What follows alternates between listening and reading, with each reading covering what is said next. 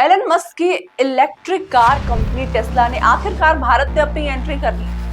मुंबई में कंपनी ने अपना पहला शोरूम खोला है और इसके साथ ही टेस्ला की भारत में आधिकारिक शुरुआत हुई है। यह शुरुआत टेस्ला के दक्षिण एशिया की डायरेक्टर इसाबेल फैन की मौजूदगी में हुई, जिन्होंने जल्द ही दिल्ली में भी शोरूम खोलने की घोषणा की है। अब ऐसे में आपके मन में कुछ क्वेश्चंस होंगे कि एक टेस्ला की जो कार है वो कितने रकम में आती होगी, कितने पैसे खर्च करने पड़ सकते हैं। इसी पर आज की विस्तार वीडियो मैंने बनाई है। इस मौके पर टेस्ला ने अपनी लोकप्रिय इलेक्ट्रिक कार मॉडल वाई को लॉन्च किया। इस कार की शुरुआती कीमत लगभग $70,000 तय की गई है, जो भारतीय मुद्रा में करीब 60 लाख रुपए बैठती है। वहीं लॉन्ग रेंज वर्जन की कीमत लगभग 68 लाख रुपए होगी। ग्राहकों को बुकिंग के लिए टेस्ला की आधिकारिक वेबसाइट का सहारा लेना होगा और कार की डिलीवरी अक्टूबर से दिसंबर की तिमाही के बीच शुरू होने की उम्मीद है।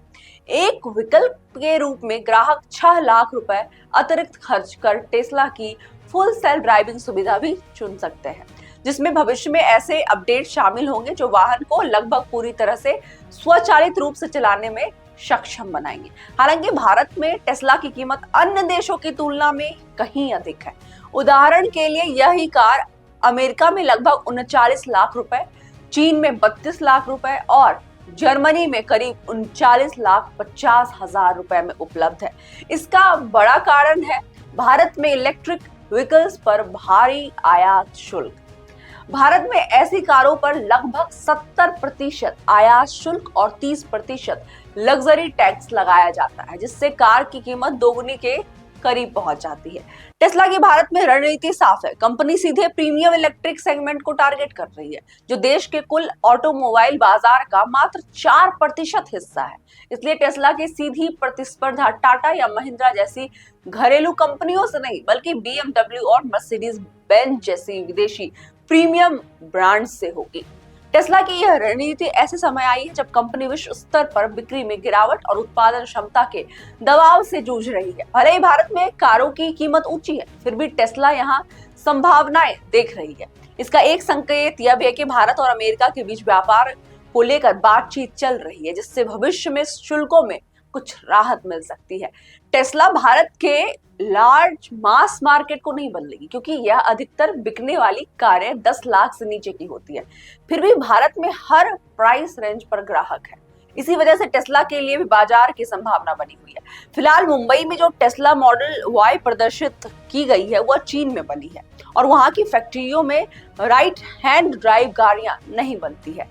ऐसे में सवाल उठता है कि क्या टेस्ला भारत के लिए लंबे समय तक इंपोर्ट मॉडल्स पर ही निर्भर रहेगी या यहाँ स्थानीय उत्पादन की योजना भी बनाई जाएगी।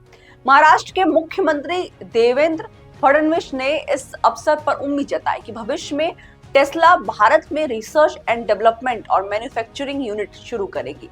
उद्योगपति आनंद महिंद्रा ने भी टेस्ला का स्वागत करते हुए इसे प्रतिस्पर्धा और नवाचार के लिए सकारात्मक कदम बताया। टेस्ला का अब तक का सफर भी कम दिलचस्प नहीं रहा। 2018 में कंपनी दिवालिया होने की कगार पर थी। एलन मस्क ने खुद माना था कि वह दिन में 22 घंटे तक फैक्ट्री में काम कर रहे थे, लेकिन 2 साल में टेस्ला ने न सिर्फ मुनाफा कमाया, बल्कि वैश्विक बाजार में भी अपना मूल्य $1 ट्रिलियन तक पहुंचा दिया। 2021 तक टेस्ला दुनिया की सबसे मूल्यवान ऑटो कंपनी बन चुकी थी। भले ही उत्पादन में वह टोयोटा, फोर्ड या होंडा से काफी पीछे थी। भारत में यह लॉन्च टेस्ला के लिए एक नई चुनौती है। ऊंचे टैक्स, सीमित ग्राहक और कॉम्पिटिटिव मार्केट।